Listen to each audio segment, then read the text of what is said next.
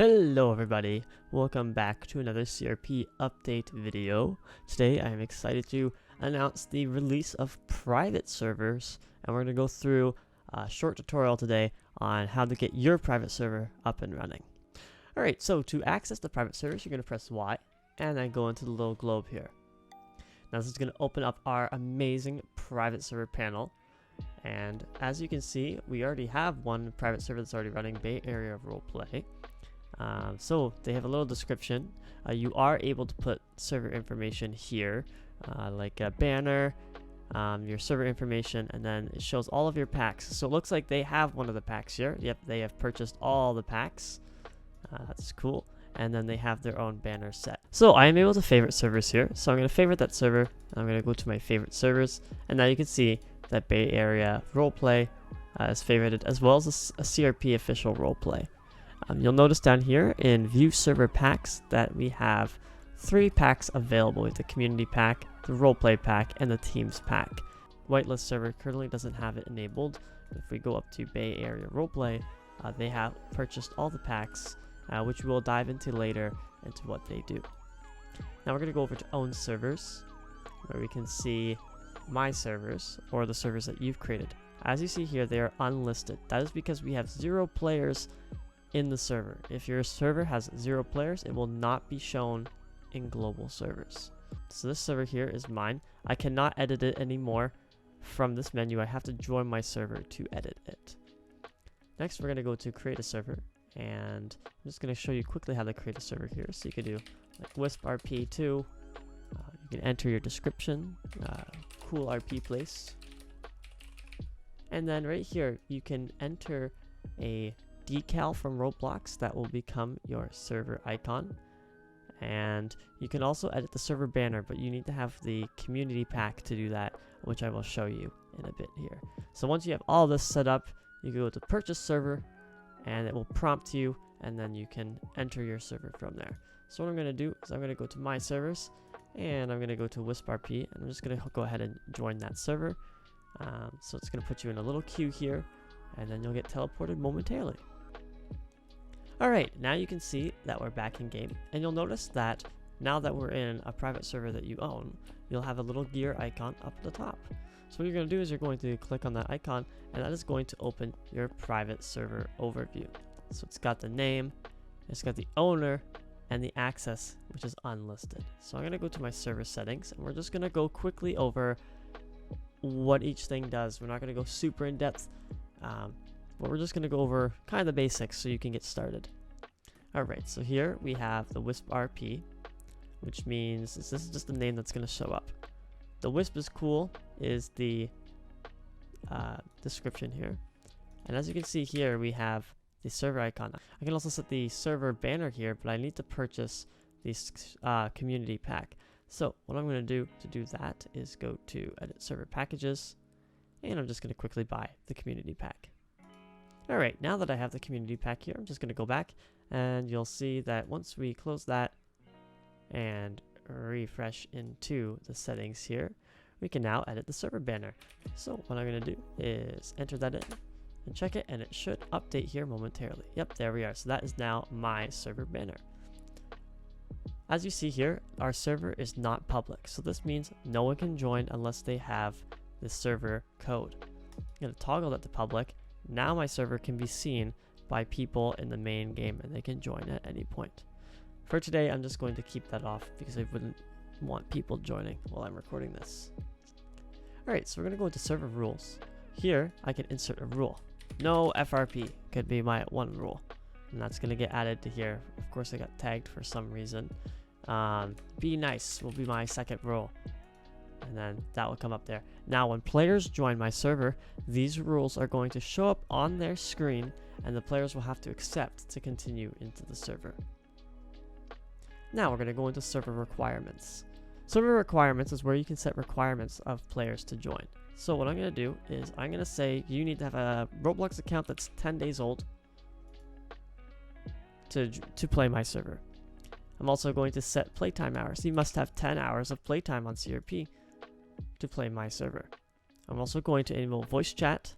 I'm going to keep it friends only. I'm going to not have that on because I want other people to join my server. And then I can also bind a group. So if you enter the group ID, and you can also enter a group rank. So players would have to be in this group at a certain rank to join this server. Okay, we're gonna go back into our main hub here.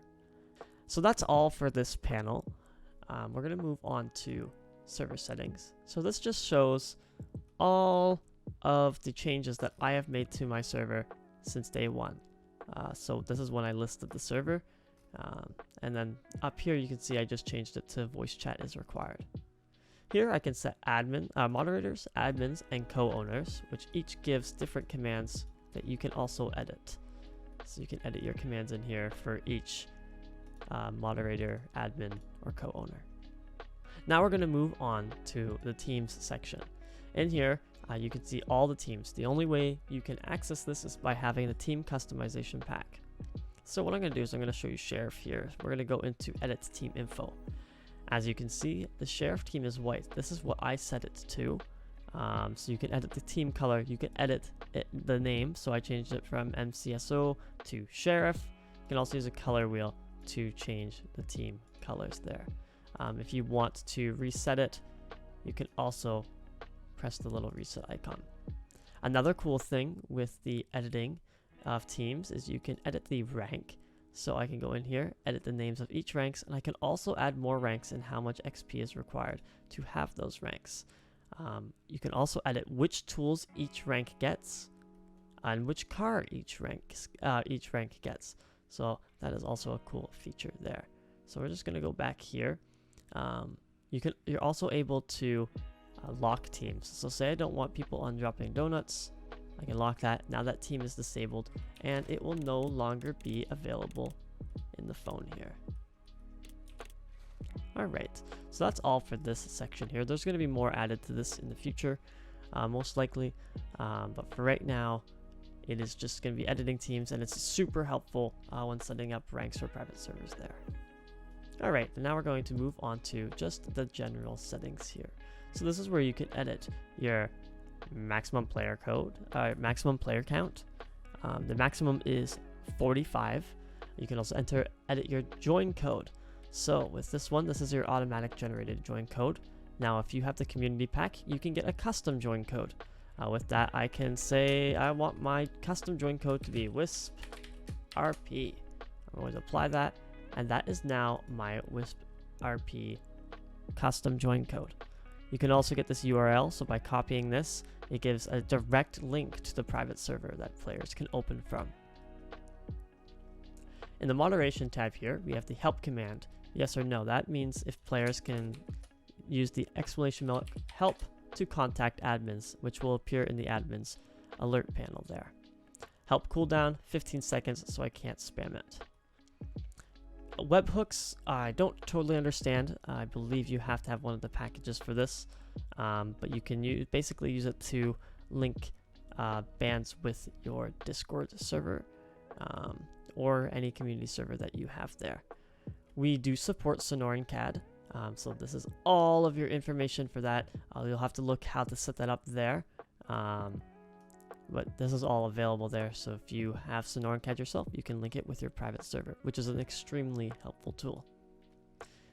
Then coming down to general settings, you can edit everything from minutes in a day to friendly fire on teams. So if I want to have friendly fire, allow cops to kill each other, and it kind of has these little informations here.